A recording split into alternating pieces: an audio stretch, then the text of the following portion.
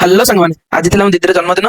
ଦେଖନ୍ତୁ ଦିଦି ଟିକେ ହାଇ କରିଦେଲା, ତାପରେ ମାମା ମମି ହେରିକା ସମସ୍ତେ ବସିଥିଲେ, ତାଙ୍କ ପାଖରେ ଗୋଟେ ଭିଡ଼ିଓ କରୁଥିଲି। ମମି ହେରିକା ସମସ୍ତେ ଟିକେ ହାଇ କରିଦେଲେ। ଆଉ ଆମ ଟେଡି ବି ଆଣିଥିଲୁ ଆମ ସହିତ। ଦେଖନ୍ତୁ ଟେଡିରେ ଶକ୍ତି ବସିଛି। ଆଉ ଏବେ ଟେଡି ପିନ୍ଧି ଦେଇକି ବାହାରିଲା। ଭଣଜାକୁ ଧରିକି ଟିକେ ତା ସହିତ ଖେଳା ଖେଳି ଚାଲୁ କରିଦେଲା। ଦେଖନ୍ତୁ ସମସ୍ତେ ଆଗରେ ଆମ ଟେଡି ଟିକେ ଏଣ୍ଟରଟେନମେଣ୍ଟ କରିଛି। କୁକୁର ଛୁଆଟେ ଆସିକି ତା ସହିତ ଏଇଟା କଣ ବୋଲି ଦେଖିକି ସେ ପୁରା ଡରିଗଲାଣି।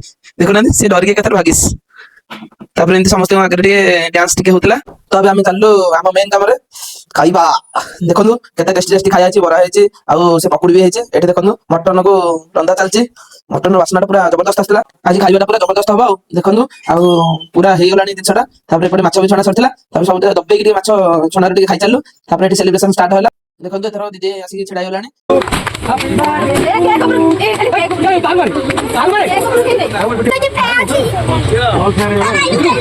ସବୁ ମଜାମସ୍ତି ସାରିକି ବର୍ତ୍ତମାନ ସମସ୍ତେ ବାହାରିଲେ ଖାଇବାକୁ। ଏବେ ଆମର ଖାଇବା ପ୍ରୋଗ୍ରାମ ଷ୍ଟାର୍ଟ ହେଲା। ତାପରେ ଏଠି ଦେଖନ୍ତୁ ବାବା ହେରିକା ସମସ୍ତେ ଖାଇବା ପତ୍ର ବାଢା ବାଢି କରିଦେଲେଣି। ସମସ୍ତଙ୍କ ପ୍ଲେଟରେ ଭରପୁର ଖାଇବା ଚାଲିଲାଣି। ତ ଦେଖନ୍ତୁ ଏଠି ପପୁ ଭାଇ, ସିତୁ ଭାଇ ଦି ଜଣ ଯାକ ମିଶିକି ଖାଇବା ବାଢି ଦଉଛନ୍ତି। ମାମା ମମି ହେରିକା ସମସ୍ତେ ଖାଇବା ଲାଗି ପଡିଲେ। ତାପରେ ଆମ ସାନ ଟୋକା ଆସିକି ସମସ୍ତେ ପାଣି ବୋତଲ ଦେଇ ଚାଲିଲା। ବାଢ ବାଢ ଭଲରେ ବାଢ, ପାଣି ଦେ ସମସ୍ତଙ୍କୁ ଭଲରେ। ଆଉ ଏପଟେ ଆମ କ୍ୟାଣ୍ଟିନ ପିଲାମାନେ ସବୁ ଖାଇବା ବାଢି ଢୁକେଇଲେଣି। ଆଉ ଏତେ ସବୁ ଖୁସି ଭିତରେ ମୋ ମନଟା ଭାରି ଦୁଃଖ। କିଛି କାମ ସକାଶେ ମୁଁ ଯାଇପାରିଲିନି ନା, ସେ ସକାଶେ ମୋ ମନ ଦୁଃଖ। ଏତେ ସବୁ ଖାଇବା ମିସ୍ କରିଦେ।